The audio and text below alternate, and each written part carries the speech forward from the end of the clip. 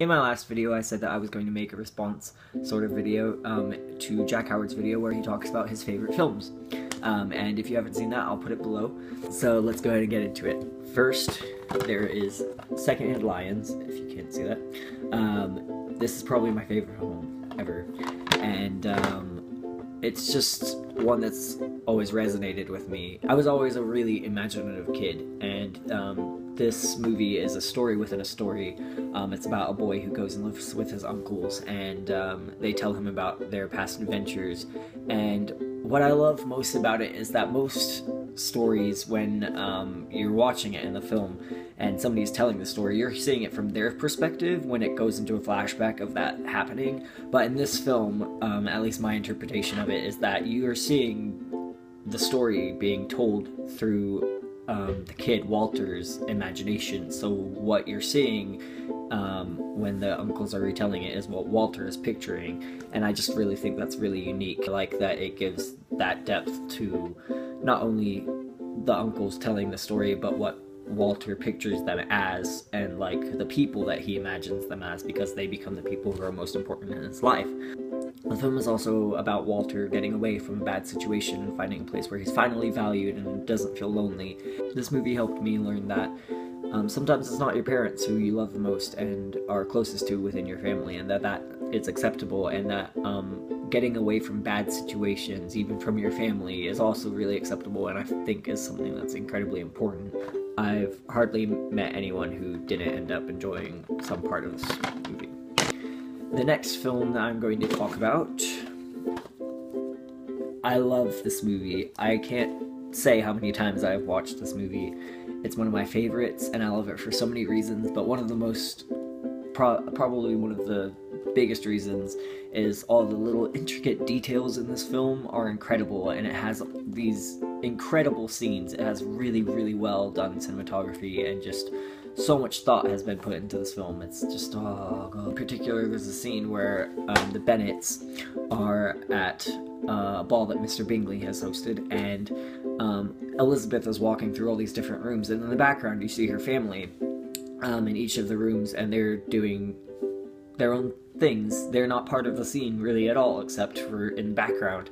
But them being in the background, and like if you pay attention to them, they're telling their own stories in the background, and what is going on with them, and how their behavior later on affects what happens to, between Elizabeth and Darcy and Jane and Bingley, and it's just so well done. It's so clever, and it could be one of those scenes where they didn't bother to do that and just have a ton of extras in the background, but instead they're continuing to tell the story. If you watch the commentary, as I have, you learn that during casting process, they specifically found actors and actresses who shared similarities and like shared mannerisms, especially with the Bennett family, and that shows so clearly in the film, and I think that's just really brilliant, and it's a really unique way of casting, but it also brings so much more to the film itself. Okay, next is You've Got Mail.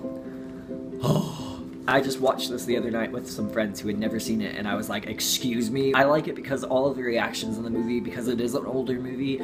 I love older films in that the reactions to things are much more realistic, and when he does find out that it's her, it's not overdone. It's just believable all the way through, and I really like that about it. And I also really love films where the location becomes a character itself, and this film is set in New York, and New York is very much a character itself in this film, and it just brings a whole new quality to it. It's just one of my favorites. Now, this next movie is absolutely one of my favorites. Literally anytime I hear that somebody has not seen this movie, I immediately am like, well, we need to watch it, because this needs to be corrected, because your life is not complete until you've watched this movie. It is To Wong Fu, Thanks for Everything, Julie Newmar. Absolutely one of my favorite films. Not only does it have Patrick Swayze in it, who I love to bits, but it literally is one of the best films I think I've ever seen. It's hilarious, but it also talks about really important issues. It deals with domestic violence, it deals with homophobia, and it deals with being disowned from your family after coming out. Such an important film, I think, to me, because it deals with those issues very, very well while still being a comedy. It doesn't make fun of those issues, it doesn't make light of them, it deals with them, and it's a film that every time I watch it, like, I'm like, oh, yes, these characters, because they're so strong, they're such strong characters, and they go through such huge arcs, all of the characters in the entire film, and it's just really incredible to watch. Next, there is a kid's film. It is James and the Giant Peach, one that I grew up watching, and this is my comfort movie. It is another of those films that show me that the people that I consider my family don't necessarily have to be the people that I am related to, and this movie taught me that it's important to find people who value you and want to be with you and support you and want to be part of your life and share adventures with you and all of that stuff. That's very important. It has characters that you really fall in love with, and particularly for me, the Centipede is the character that I've always latched on to. I think it's because he kind of takes on the role of a big brother character to James, but then throughout the film he has a huge arc where he develops as a character and becomes better for the whole group, and I just really love him. Love it to bits. And lastly, this movie, this was my favorite movie for a really long time, and then I kind of reconsidered. I rewatched Secondhand Lions, and I was like, oh, so this is probably very close, very, very, very close second to Secondhand Lions, but it is P.S. I Love You.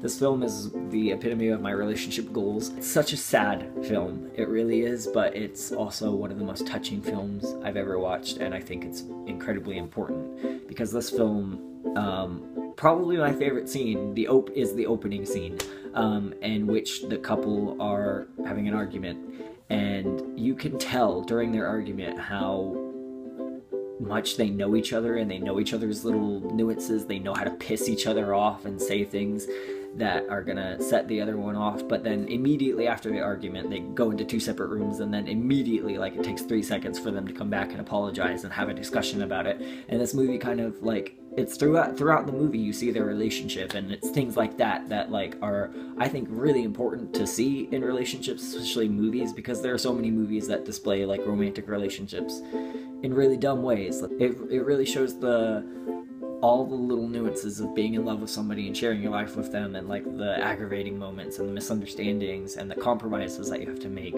but also all those really small special moments that are unforgettable. And it's also a movie about healing and moving on and learning how to deal with loss, and also finding new things through losing something or someone. And I've taken a lot from this film and how I deal with my own relationships, and not just, like, romantic relationships either, like friendships. This film has very strong friendships displayed in it as well, which is another thing I love about films. I love romantic films that are not just about the romance, but it's also about the friendships that the two individuals have aside from each other. This is the end of my list.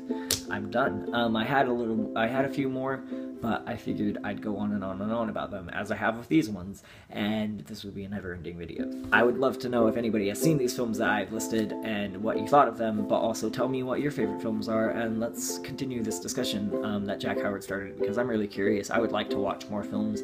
I really haven't seen a lot of classics that I probably should have, and I also haven't seen movies that are outside of the genres that I already like, and I'd like to branch out a little bit. Or if I don't know of a movie that's within those genres that is amazing, I want to see it, let me know, please. And yeah, that is all for this week, and I will see you guys next time.